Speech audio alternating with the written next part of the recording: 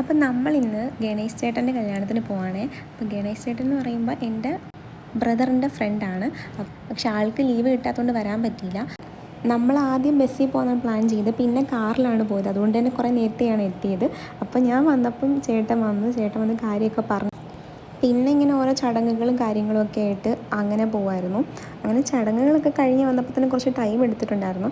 അങ്ങനെ പിന്നെ അവിടെ പോയപ്പോൾ അറിയാവുന്ന കുറച്ച് പേരെയൊക്കെ കണ്ടിട്ടുണ്ടായിരുന്നു. പിന്നെ എന്തായാലും നമ്മൾ എടുത്ത് കുറച്ച് ഫോട്ടോസ് ഇവിടെ ആഡ് ചെയ്തേക്കാവേ.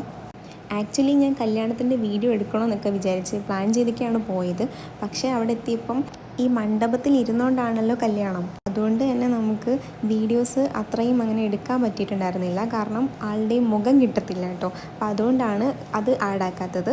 പിന്നെ നമ്മൾ ഫുഡ് കഴിച്ചു. ഫുഡിൽ നമുക്ക് മെയിൻ എന്ന് പറയുന്നത് പായസമാണല്ലോ. എൻ്റെ ഫേവറേറ്റ് പാർട്ടും ആ പായസം തന്നെയാണ്.